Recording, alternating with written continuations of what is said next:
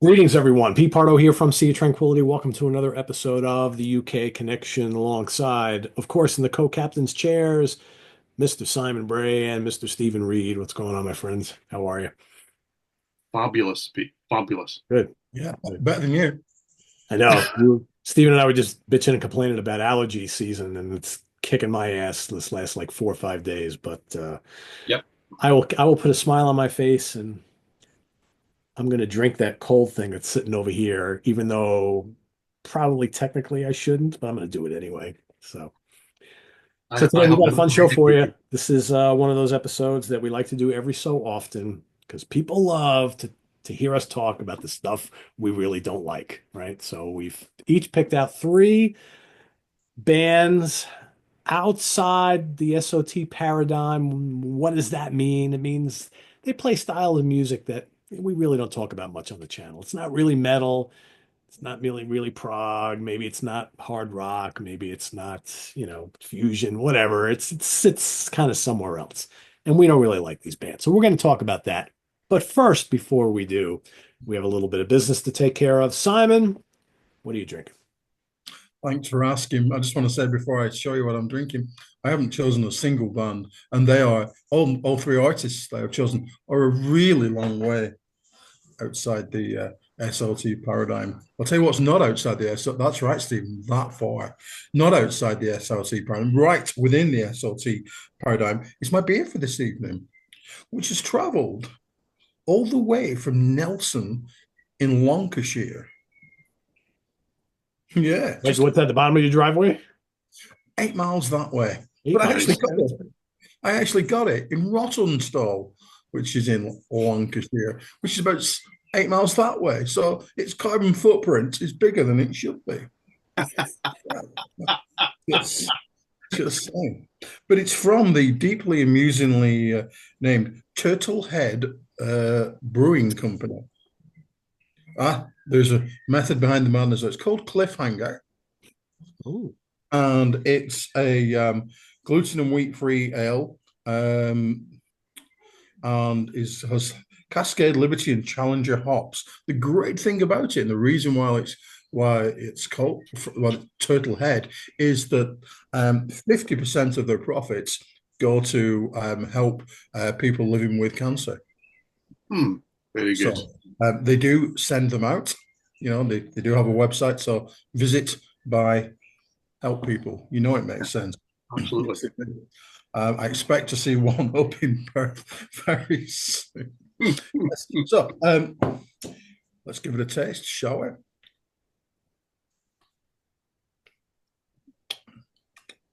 Nice, smooth.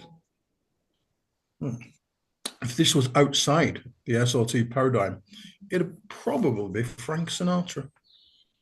Oh, that's high praise. Wow. It really is. Who doesn't love Frank? Yes, indeed. Stephen. Stephen doesn't love Frank. So the answer to the who's next is Stephen, and the answer to who doesn't love Frank is Stephen. I don't Wow. know. I mean, Pete made a face there as if I should like Frank Sinatra. Why do I like Frank Sinatra? Everybody likes Frank Sinatra. Don't. Don't be silly. I've, Don't, I've don't. never met anybody who didn't like Frank Sinatra. Oh, I know. Yeah, I just He's did. not I one. just did. He's not one of my picks for tonight, though. So you'll see. I don't dislike him. I mean, I never knew him, but I don't dislike him. But I'm not going to ever listen to him. he spoke very highly of you. Well, and why not? Why wouldn't he? Yeah. Clearly. Okay, so I have nothing special or fancy or charitable or anything like that here to go, but I'm in the brew tune again. Okay, so we're at the Peterhead Brewery. I have got an ultra black stout. You can tell it's been sunny and warm here today because I'm having stout. 4.4%. Quite a fancy tin here. Very kind of metal. That is, yeah. It's very cool indeed. It looks fabulous in the glass. Okay, it In looks like case there's you a didn't know what it was, the label's on the glass. Beer. absolutely. This is for idiots like me. Okay, it's helpful.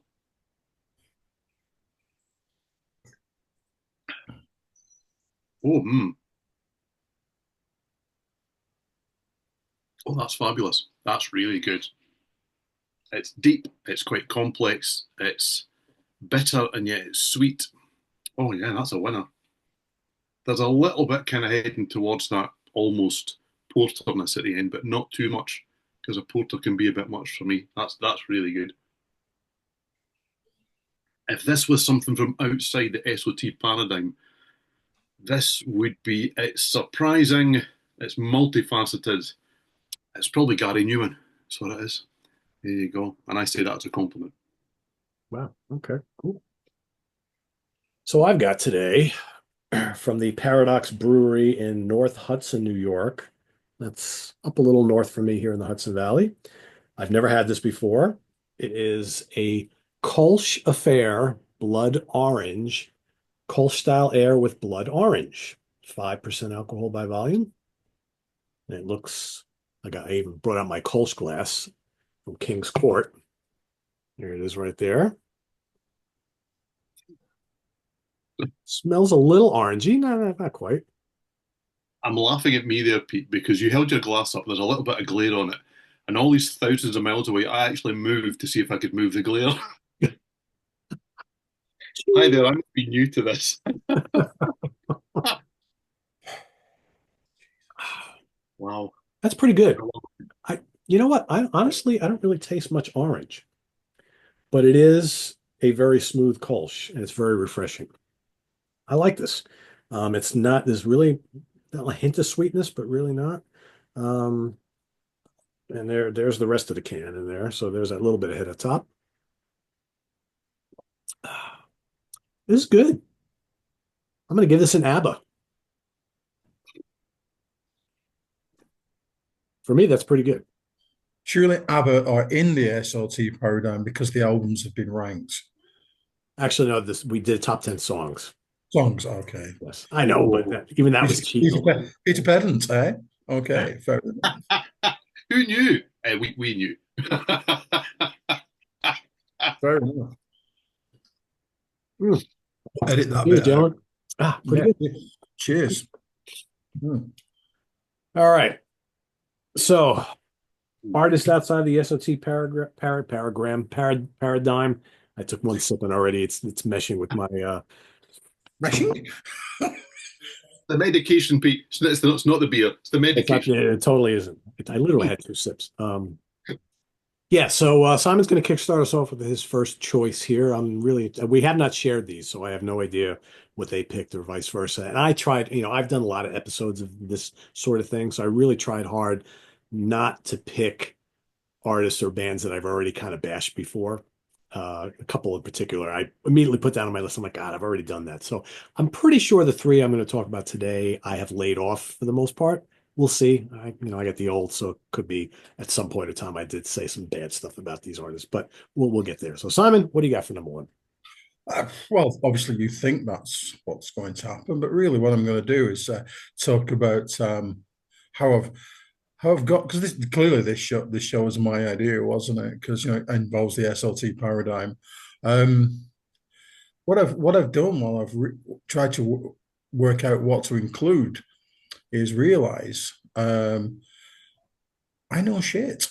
I know absolutely nothing about popular culture. I know absolutely bugger all.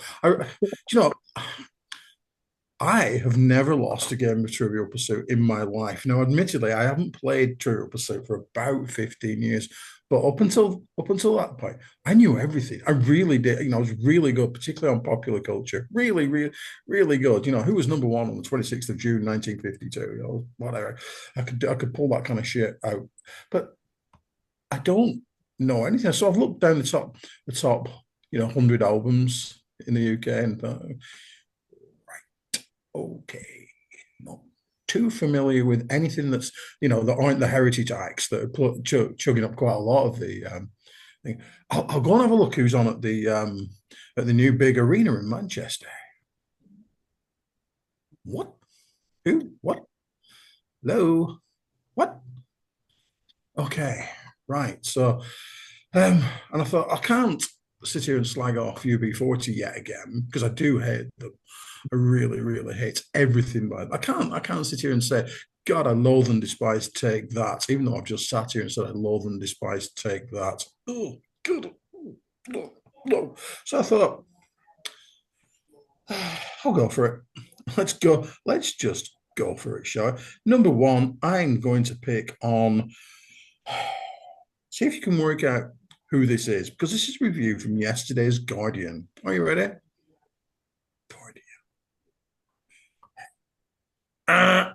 Doesn't just take back the stage. She takes back the opening the narrative back. On the opening night of her tour at the 4-year-old SoFi Center in Inglewood, California, she brings forth a sweeping theatrical spectacle that reclaims country music, reframes American identity, and reminds everybody who's still driving pop's evolution after all these years. Her nearly 3-hour, 7-act performance draws heavily from her Grammy-winning country epic and threads in nods to Renee's another album that I've never heard of, the ballroom-infused predecessor that lit up stadiums barely 2 years ago. Rather than stake a claim in country, goes deeper, celebrating black roots of the genre and exploding its boundaries with precision, power, and polish. And don't we just love the use of the rule of 3 at the end of that? So clearly, kids, I'm talking about. That's right. Well done, Beyonce. Don't get this up in any way, shape, or form. But I realize it must be my fault. Once again, it's my fault because the ladies, and they are exclusively ladies that I work with, think that she's awesome. She's just, all the single ladies. I think that is about it. That's all I could do. And was that even her? Was that Destiny's Child? I don't know. I don't get Beyonce at all. I just don't understand. And I have this rule in life that if you're an artist and you've got a shed load of dancers, you're just not interesting enough to carry the music off. Just say, you like Rammstein, Simon? Yes, I do, don't I? I appreciate it. I'm just a massive hypocrite. I just don't get Beyonce, and I didn't get Destiny's Child, and I don't get music that takes 38 people to write every song. And the version of Blackbird on the album, which I subjected myself to yesterday, Cowboy Carter, made me quite literally want to go and slam the door on my head. Yes, it was horrific. It's just, no. Just say, I'm sorry, just don't get how Beyonce sells out stadia. Just, yeah. And as much as I don't get her either, I even more so I don't get her and Jay-Z together. The two of them to me are just like the two biggest wastes of space in one marriage or couple, whatever. Are they even married? I guess they are. I don't know. Not that I care, but yeah. So I just don't get any tunes. I saw her. She's done Glassdoor, hasn't she? And I watched the first bit of it, and then my mate texted me and said, Are you watching Beyonce on Glass?" Glassdoor said, "I'm watching with the sound down now. You can take from that what you will."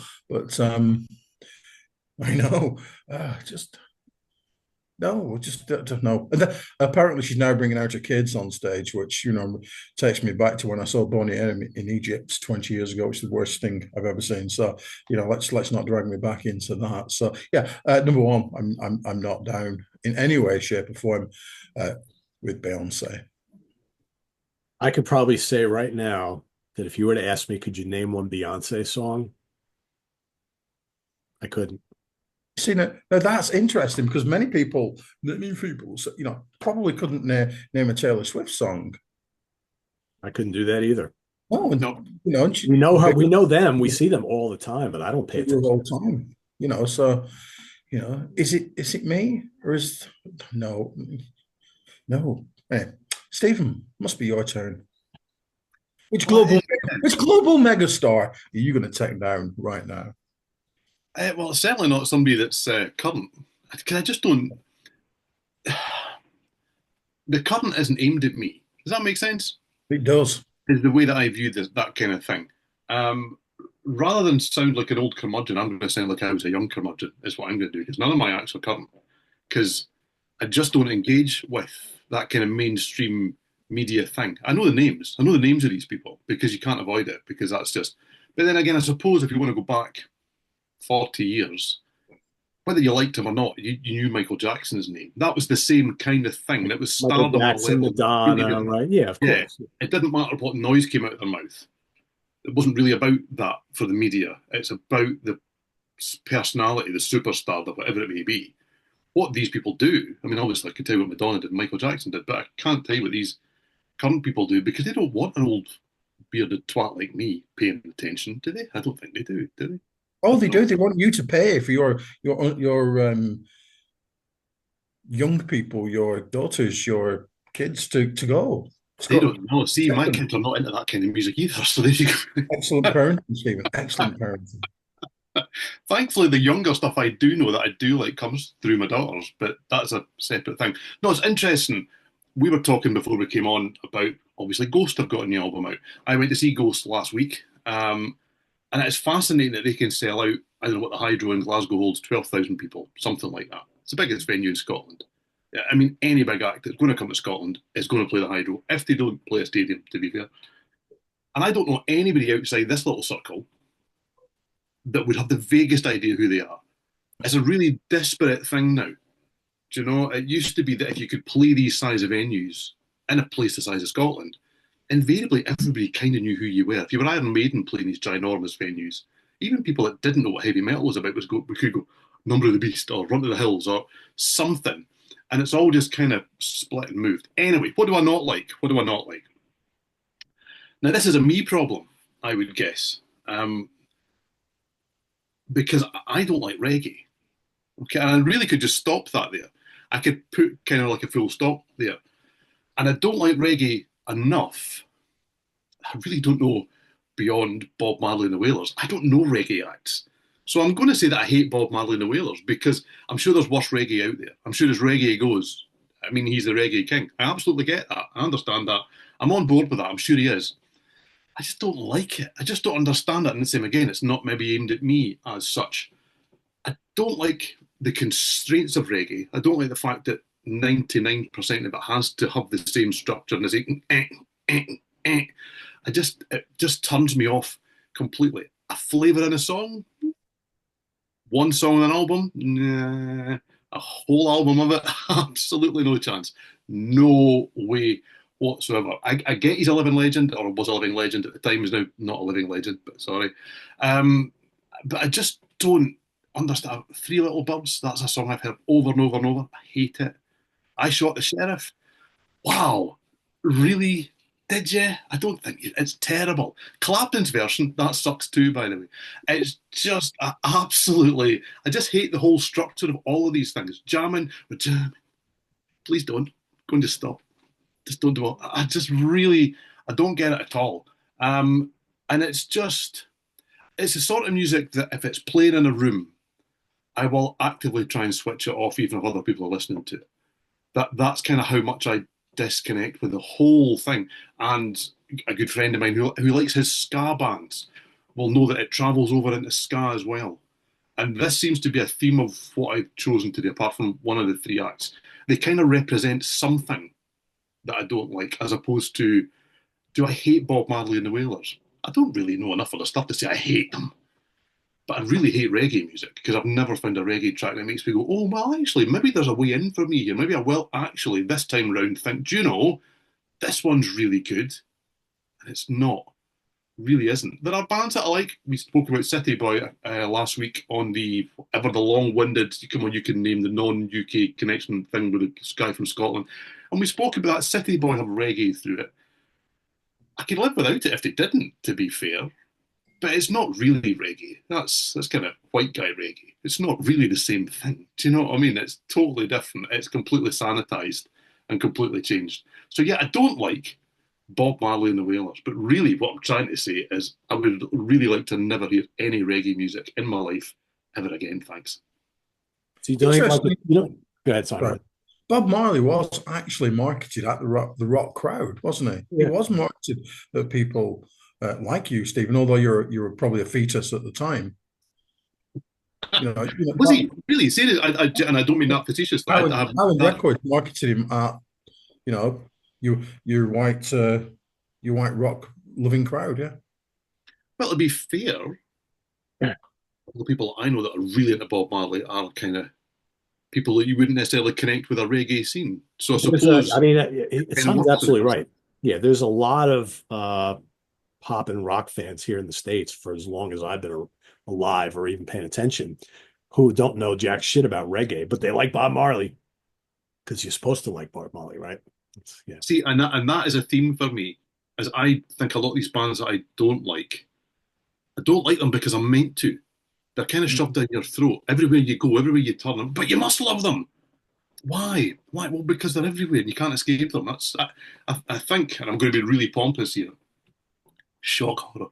Um, I think that I really struggle with the mainstream populace just buying what they're given.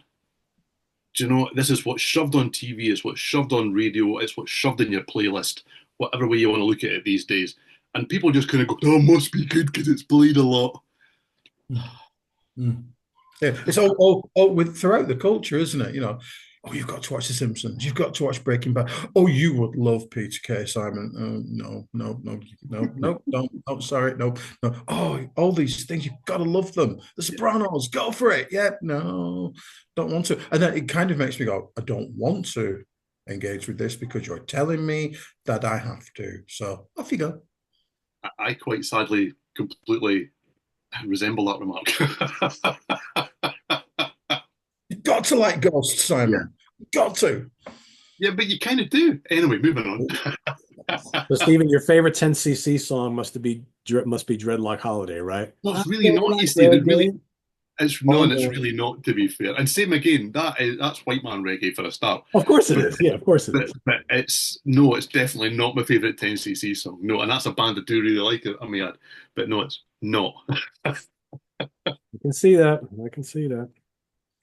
All right. So, let me bring up my first choice here. So, my first choice is a band from New York City. I guess it's a band, right?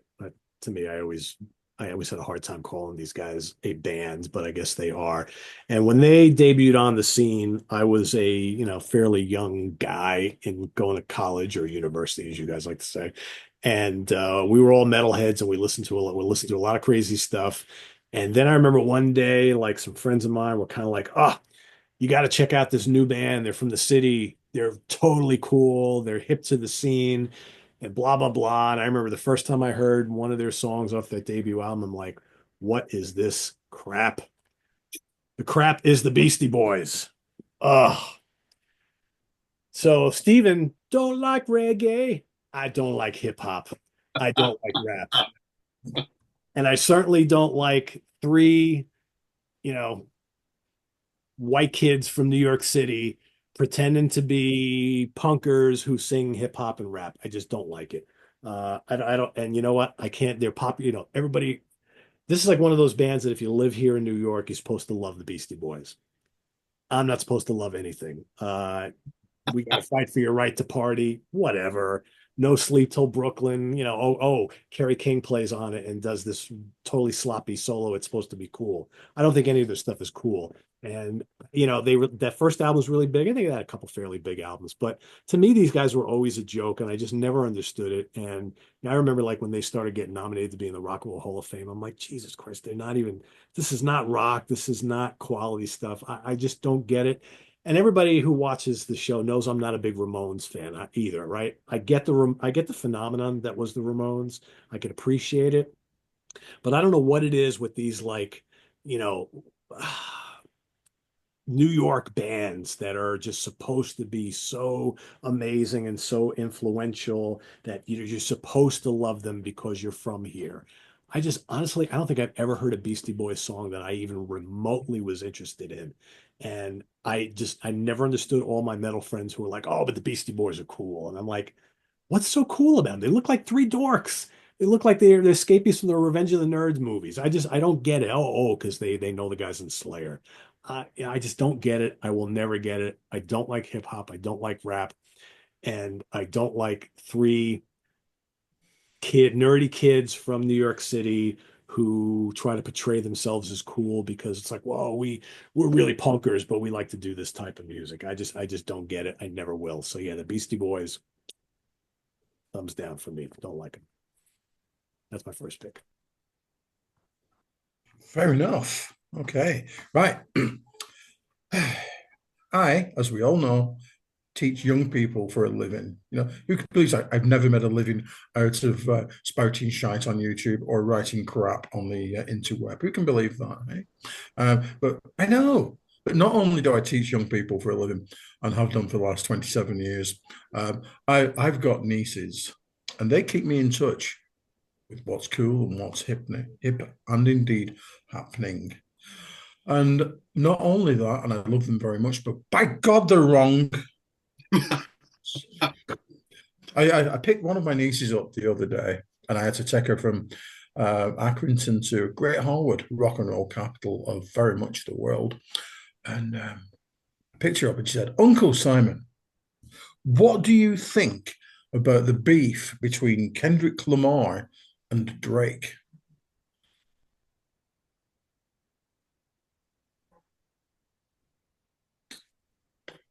Not much. I'm aware that they exist, and I'm aware that what I'm going to go with Kendrick Lamar played the halftime at the Super Bowl. I can't get my shit around this stuff at all. I've never been able to get my shit around. Let's stop the action for a while and put some bands playing snippets of the greatest hits. That's just rubbish. Oh, look at me! How excited am I that Linkin Park are going to play the European Champions League final? Oh, not at all. Nope, nope. Before the game, I'm not watching. Halftime, I'm going. I'm having a brew. Anyhow, back to Kendrick and Drake, shall we? Let's get back to those. Now, apparently, Kendrick Lamar. And Kamasi Washington, my new favorite jazz artist, played on one of his albums, so there must be something good there. Has done a diss track. That's DISS track. They've got beef. See, I had to really think about what even having beef was, but okay. They don't like each other. They don't right, like okay. That's right. Okay. Basically, Kendrick Lamar has accused Drake of being a pedophile. Oh. Certified pedophile. But when he did it in the halftime show, he didn't say the word pedophile, but I believe the crowd did. God, that's so hard, isn't it? Whoa, God, wow. So I've listened to this song, and all the kids love this stuff. They really, and it's just awful. It's just rubbish. Just rubbish. And here's the thing, right?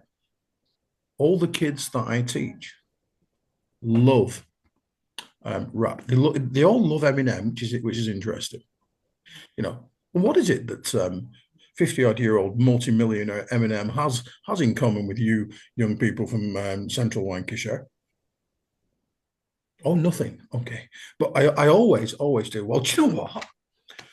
Rap's just poetry, kids. So you could probably do your inside part and be dies at that point, because I am talking absolute shite at that point. It's no. And this the song in question, this is it Not Like Us? I'm gonna have to look it up. Yes, Not Like Us, just terrible. So yeah. Kendrick Lamar and Drake.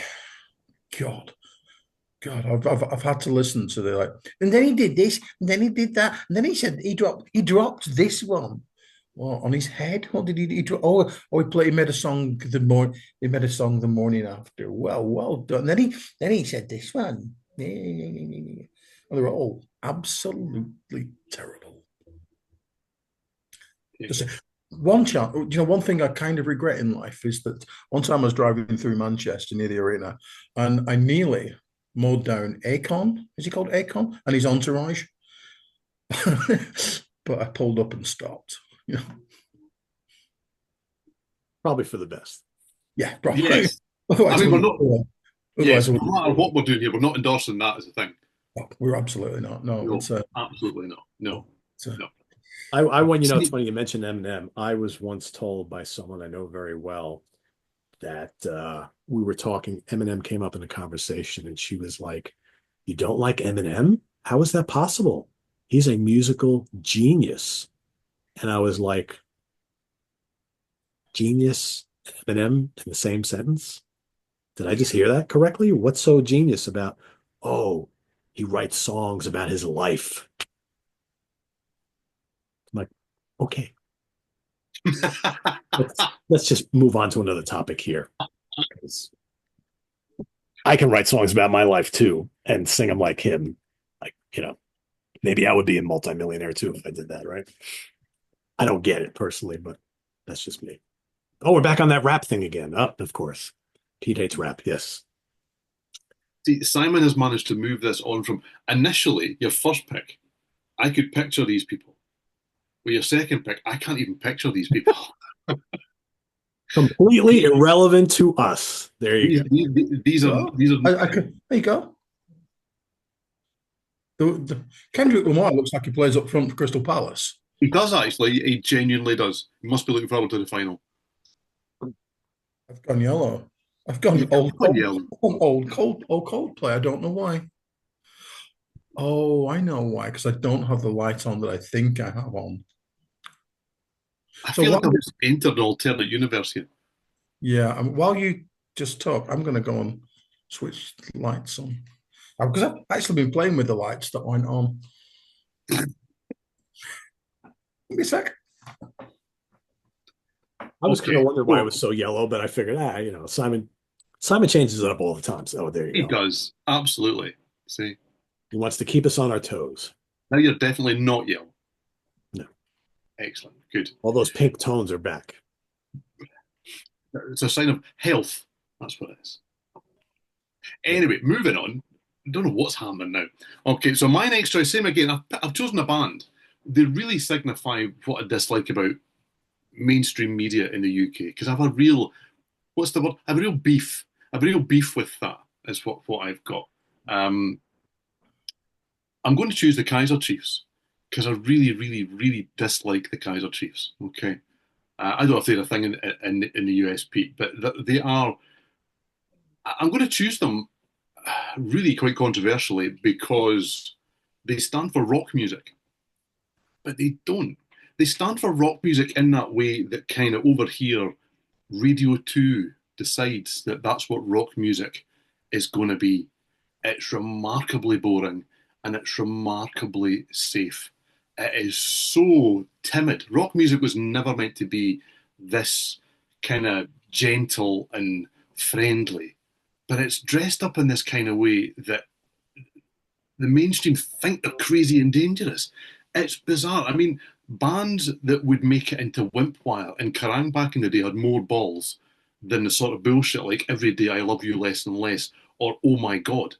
And the two songs that they're best known for, Ruby, which is just repetitive hogwash, and then there's I Predict a Riot, which really is kind of I Predict a minor altercation between a couple of 4 year olds. It's just so tame. But it's what over here, it's what mainstream media feeds people and says, no, we do support rock music. Look, this band's been going for nearly 25 years now. And we've managed to get their lead singer on game shows and stuff over in the UK and he's mainstream stuff. We support rock music, but they don't. There's so much rock music here that can't get a place on any music show. They'll put on Peruvian nasal flute on Jules Holland's show over here.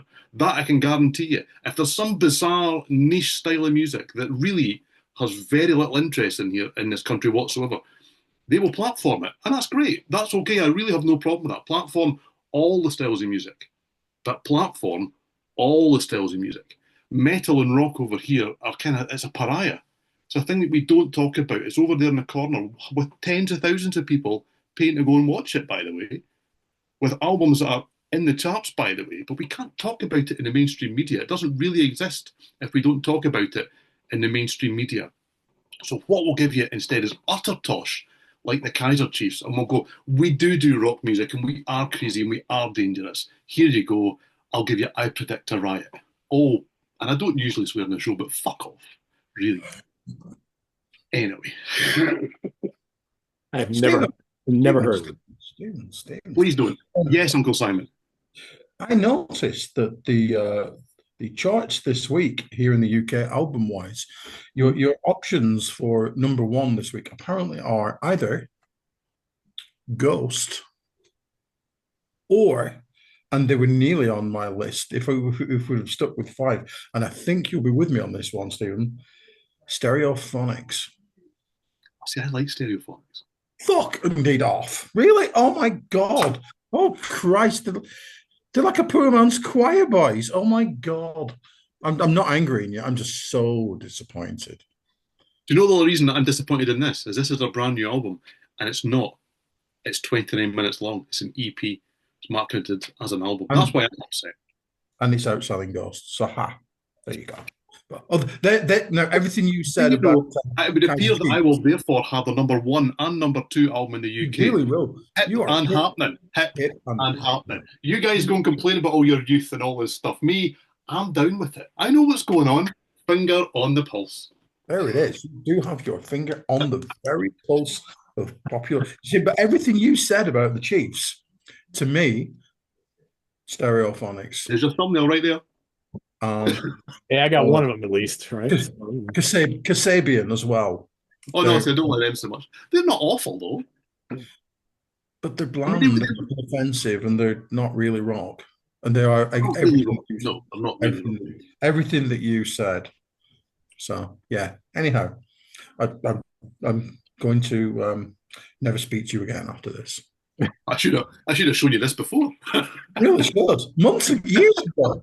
Do you know I've got nearly all their albums, Simon? Does that help? No? No, okay. Everything changes now. All right, my next pick. Give it away, give it away, give it away now. Oh, God almighty. So I actually used to kind of like the Red Hot Chili Peppers back when they first kind of arrived on the scene. I thought their like first couple of albums were kind of this kind of cool, like funky rock, whatever the hell you want to call it. I never know what to call the Red Hot Chili Peppers. I saw them live and I thought they had a lot of energy and whatnot. But man, after like I think MTV totally like and radio here in the States killed me on this band. But then, I don't ever wanna feel. It's like, shut up already. The videos, put some fucking clothes on, guys. I mean, crying out loud. But I have respect for Flea and Frusciante and Chad Smith as musicians. I think they're fine musicians. I think Anthony Kiedis is kind of a tool, right? I think a lot of people think that. Yeah, I mean that's part of the problem. But I just find their music now really annoying, not fun, and like empty. Do you ever listen to like a band that everybody's supposed to love and does love, and you hear their music and you're just kind of like, okay, where's the substance there? I don't find they really have much of it. And they like I said, the hits here have just been like shoved down our throats. I mean, I was looking at their discography. I mean, they've released like since I kind of said I have no use for this band anymore, which probably is Californication, and that was like 1999, so that's like 26 years ago. But man, they've got 1, 2, 3, 4, 5, 6 albums since then, including Return of the Dream Canteen in 2022. Does anybody listen to this band anymore? Because I never hear anybody talk about them anymore. But like you couldn't escape these guys back in the day, especially here. I don't know how big they were over by you guys, but here they were a really, really big deal. But yeah, I mean, like Mother's Milk was a pretty cool album. And I bought Blood Sugar Sex Magic when it came out, and I was like really into it for a bit. But man, then all those hits just start getting like rammed down our throats. And I was like, ugh. And then One Hot Minute, Californication, I was like, you know what? I have no use for these guys because all of a sudden every album started sounding the same. And they were just playing up this whole image thing. And Anthony Kiedis was all over the place and not in a good way either. Dating this person, dating that person, complaining about his drug habits and all blah, blah, blah, blah. Who cares? Whatever. And, but like I said, Flea is a really great bass player and he's like a real musician's musician. Chad Smith has played with a lot of other people that I really like a lot. I never doubted him. I just don't really get what they're all about. I don't get what they're trying to be. And it's like, yeah, they just don't do anything for me. And I'm even at the point where I remember back when I was into them a little bit, and I'm thinking, yeah, what was I thinking back then? Because I really don't even enjoy the older music anymore. It just doesn't do anything for me. So yeah, they can go away as far as I'm concerned. No good. I specifically don't mind Fight Like a Brave. I'm going right back to the start here. You know because they were something slightly different. They, to me, are the prime example of a band who've been neutered by success. Is what that is. It seems to be the bigger they got, the safer they sounded, and Yeah, the safer they sounded, the more they sold, so the safer they sounded. yeah. And it's interesting that some of the guys with some talent in that band have all gone and done other things which I would suggest are much more musically satisfying. So almost like they're kind of going, well, that pays the bills. This is what I like doing. That's why we play music, right? Yeah, exactly. Yeah, because you remember like Freaky Styley when that first came out, that was like, again, I was 19 years old when Freaky Styley came out. And I remember they were like this kind of like little underground thing. It was like, oh, the Red Hot Chili Peppers, you got to check them out. They're this cool kind of like funk rock band and whatnot. And then, Mofo Party came out, and then Mother's Milk, which was their kind of like their breakthrough. And all of a sudden they were like this edgy, fun band that you really couldn't classify. And then all of a sudden they got really huge and like everything started to sound the same. And it wasn't as edgy anymore. And it wasn't as interesting anymore. And I was just like, all right. So to me, this is like a perfect example of a band kind of selling out. And then all of a sudden, from that point on, they just kind of sleepwalk through everything they were doing. Absolutely. Fair enough. Peter, you can go and have a little lie down while I get a little bit parochial right now. I'm just going Okay. to. Sounds good. I will do that. Well, Stephen was keeping it parochial. Well, I'm going to go even worse. Okay, so what could be more edgy in 2025 than slagging off artists who came to prominence through talent shows? Yeah, give it up for me, but I'm going to do it anyhow. I think that's really where it lost me when the Carolization of music came in and everybody was sat around the telly on Saturday nights going, "You're going to vote for her. She's got a great voice. Me, me, me, me. Oh, look at them. He's got such a sad story, hasn't he? Oh." Nowhere, my young friends, is this personified more than in English singer-songwriter and absolute talent vacuum, Ollie Murs. Does it mean anything to you, Peter? You are so fortunate. And I'm in particular going to lay waste to the album In Case You Didn't Know for a very good reason. Okay. So apparently this album includes two number one singles, which I can confirm, having listened to them today, are amongst the blandest, most boring, tedious crap I've ever heard. Heart skips a beat and Dance With Me Tonight. I've listened to them a couple of times today. I can't remember anything about them, anything at all, or anything about his entire career, which is he sold shitloads. He sells out huge venues, and he's the blandest man in the world. He's so boring. He's that boring you could shove him down a well and water would turn out. That's really, really boring. But do you know what I really hate Ollie Murs apart from his crassly anodyne crap music? I once got stuck in the traffic for Ollie Murs while I was driving through Manchester. So I've got a completely irrational dislike of this man. Again, 38 producers on the album. By that I mean 1, 2, 3, 4, 5, 6, 7. Yes, Stephen. I just want to clarify. I presume that he was playing. It's not like he was doing a naked protest or something. Oh, I wish. No, he was playing, and his crowd of 4-year-olds were Okay. So really, it was the crowd of 4-year-olds' fault. Yeah, I So think I'd been you, to you something should like hate Nash. 4-year-olds, really. So, yeah, I think I'd been to something like Nashville Pussy or something. I got stuck in. 4-year-olds were all driving their Mercedes to get into the parking garage for the show. Right? Oh gosh! And yeah, well, just when you think it can't get worse. So we have this family friend who likes to buy me shit Christmas presents. That's his thing. So last year I got a Jimmy Savile compilation album, which I'm not going to show.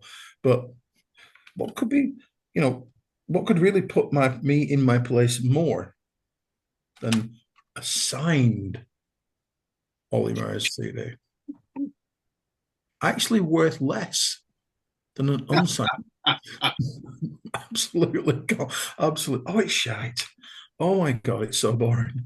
It's So have you listened to it? Did you play it? I listened to it when I got it a couple of Christmases ago, and I listened to it twice today.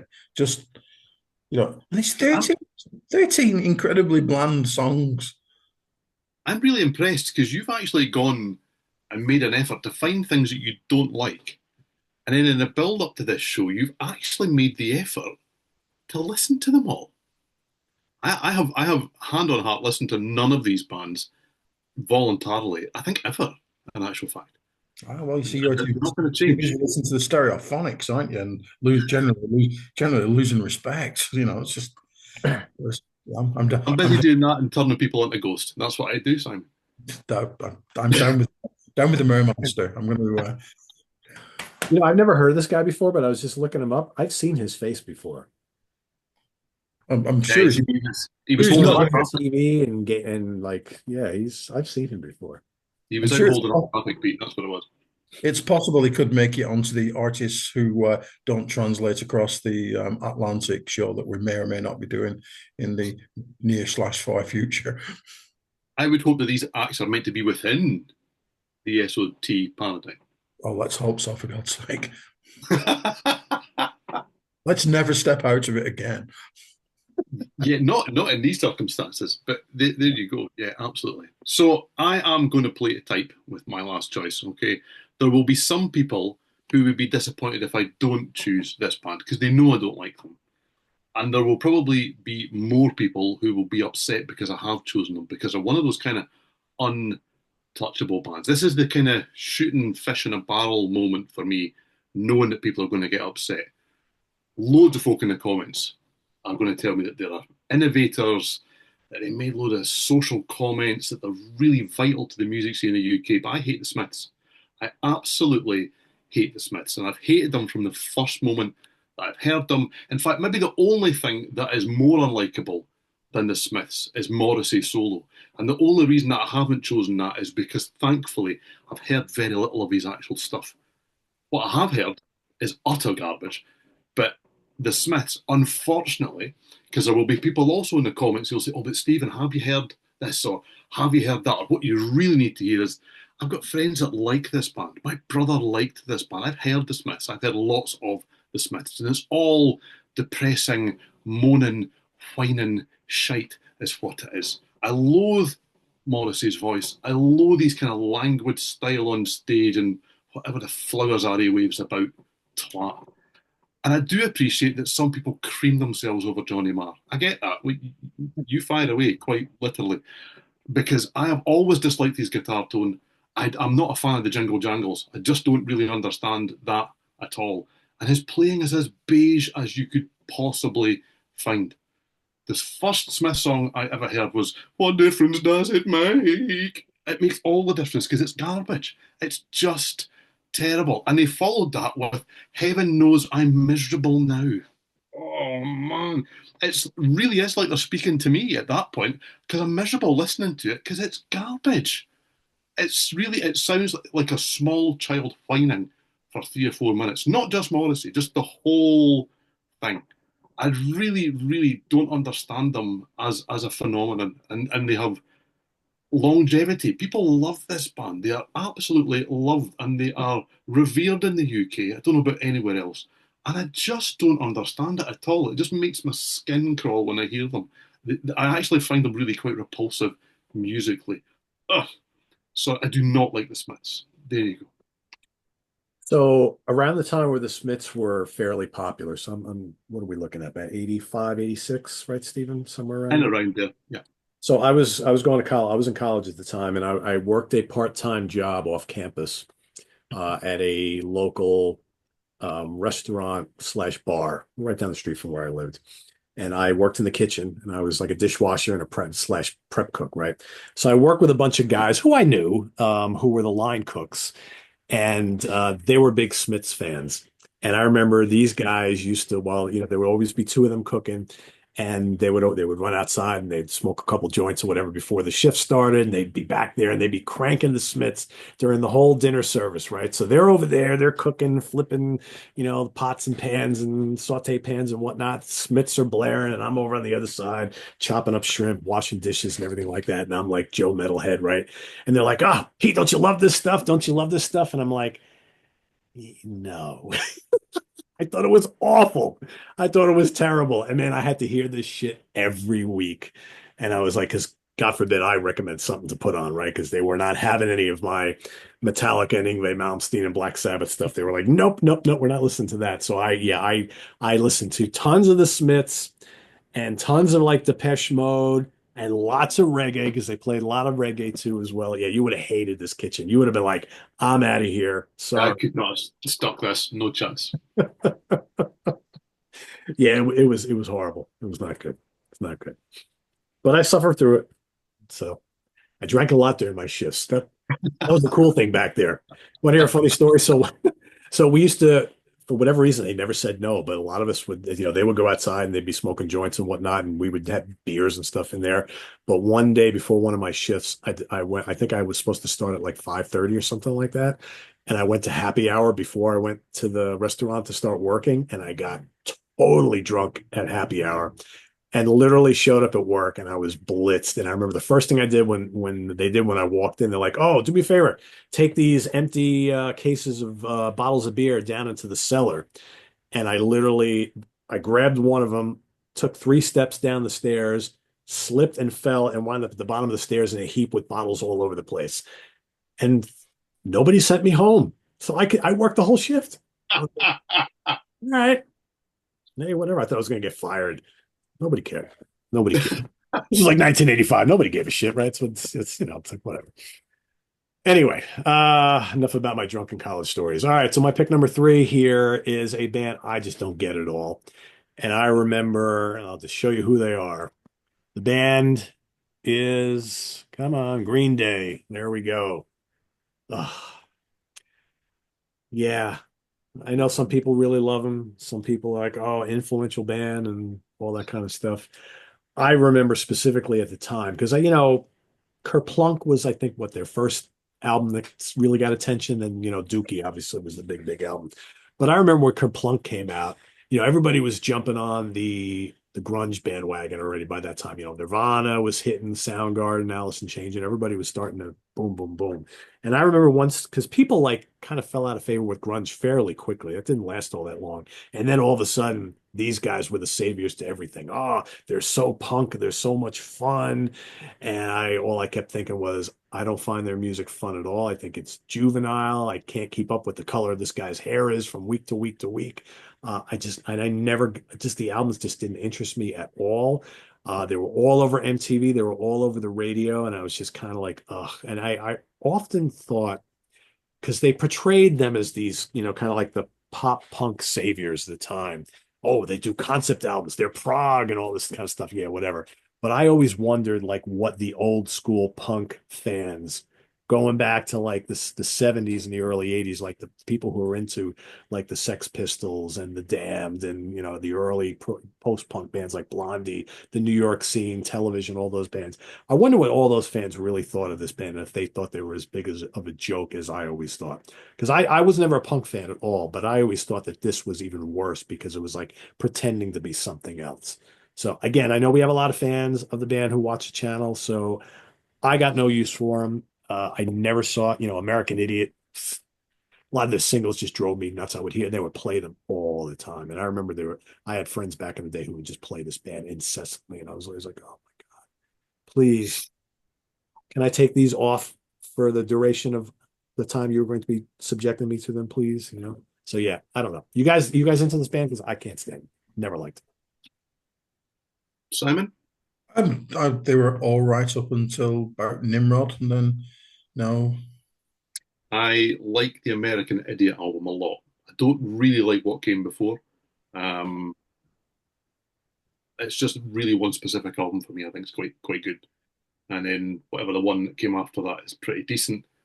And that's it. That's kind of where my knowledge begins and ends. My brother listened to their first couple of albums a lot. I heard Dookie a lot. Don't like that very much still. A lot of albums. Yep. 1, 2, 3, 4, 5, 6, 7, 8, 9, 10, 11, 12, 13, 14, 14 albums. And they released three in 2012 called Uno, Dos, Tres. They Boy, did. Yes, they did indeed. Yeah. that's Yeah. genius marketing right there. What idiot fan would fall for things like that? I don't know. And then in 2020, you're to release an album called Father of All Motherfuckers. Yeah, that's going to sell a lot in Walmart. I suppose if you're that punk, you don't care. You don't care, right? Yeah, don't care. We'll sell plenty of copies. Screw you, Walmart. Retail stores who won't stock our album because we did the mother effer word. Yeah, whatever. My life is happier for not ever owning a Green Day album, I will say. Heard enough. Heard enough to know that was never going to happen. Yeah, don't own one. I'm not a fan, but I do like American Idiot album. Okay. Anyway, for everybody watching at home, of course, we like you to play along. So think of bands or artists that are in genres or styles of music that we don't normally talk about here on the channel, and three bands that you really don't like at all, right? Put them down below in the comments. And while you're busy typing away, Steven's going to give you a little hint on what to expect next episode. Well, yes, I checked the schedule just before we started recording because I had forgotten what we were going to be doing in 2 weeks' time. And I am delighted to discover that we are going back to the favourite, least favourite, and wild card format. And we are going to be talking about ZZ Top. I can think of a few things better. I am very much looking forward to this. Yeah, a great band. Yep, absolutely. Really looking forward to this. And lots of opportunities for different choices in the catalogue. It's strong throughout for different reasons. Yep. I'm looking forward to see what we all come I up think with. we're all going to have different picks. And for me personally, I think the wild card is a very interesting piece for this catalog because I think that there's not a lot of things that fall outside the ZZ Top discography. Yep. You know, Billy's got a few solo-y type things and what have you, but to me, there are some absolute undiscovered gems in this catalog that, like, you may not say are among their best, and they certainly aren't their worst. So there's a lot to pick from here. Yep. Agreed. Yeah. Simon, you excited for that episode? Moist, absolutely moist. Simon is moist for ZZ Top, everybody. All righty then. Stuff. Yep. If that isn't a positive endorsement of what you're going to see in 2 weeks, I don't know what is. I will tell you. I will tell you. I've only had half of this. I ain't having no more. Okay. I took that pill last night. Don't want to know what pill it is? That's fine. It's all good. Oh, it's okay. it's a Zyrtec. It's an allergy. Yeah, of course it is. That's right. Yeah. But they tell you shouldn't indulge in that while you're on this stuff. Yeah, I mean, that's 24 hours. Come on, Pete. I know it's been a while. All I can tell you is how I'm feeling right now. So, if I would drink any more than that, I'd be like stuttering like a fool. So it's like, yeah, it is quite good. I'm feeling bad that I might have to dump some of that out, but there's more where that came from.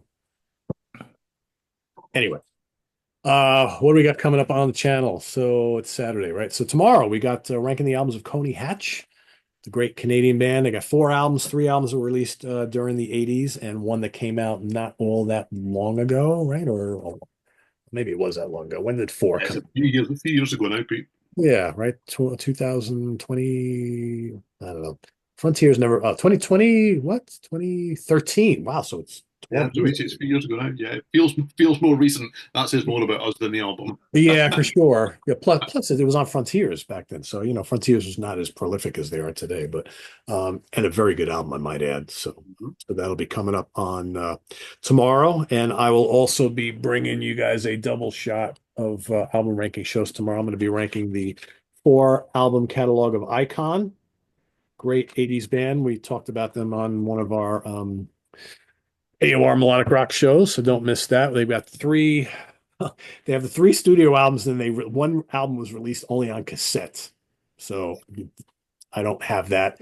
But I have heard. So yeah, it's ridiculous that they never released that on anything else. I'm like, okay, whatever. So yeah, so four album rankings, four album catalog rankings this weekend. And then of course we got the Hudson Valley Squares coming back at you on Monday night. We're gonna finally be bringing that show we've been talking about doing, where we're going to talk in depth about the Combat Records label and kind of the history of Combat Records in the 80s and we're going to talk about some of our favorite albums released on Combat Records. So for all of you into underground metal, they were a big thrash label and a lot of really, really cool stuff on the underground scene. So we'll be talking all about Combat Records on Monday on the Hudson Valley Squares. Till then, this is on the web at www.seatranquility.org. We're on Facebook, we're on YouTube all together all the damn time. Please subscribe if you haven't already. Click on that notification bell so you get alert of all of our content as a post. And please do hit the like button before you leave. Get your ZZ Top list together, everybody, because it's coming up in 2 weeks. And then Simon and Steven will also have another From the UK Connection episode at some point, right? So we'll be seeing that as well, where they talk about something old, something new from the UK scene, which I think is a lot of fun. People seem to dig. So till then, for Simon Bray and Steven Reid, I am Pete Pardo. Enjoy the rest of your weekend, everybody. See you soon. Take care.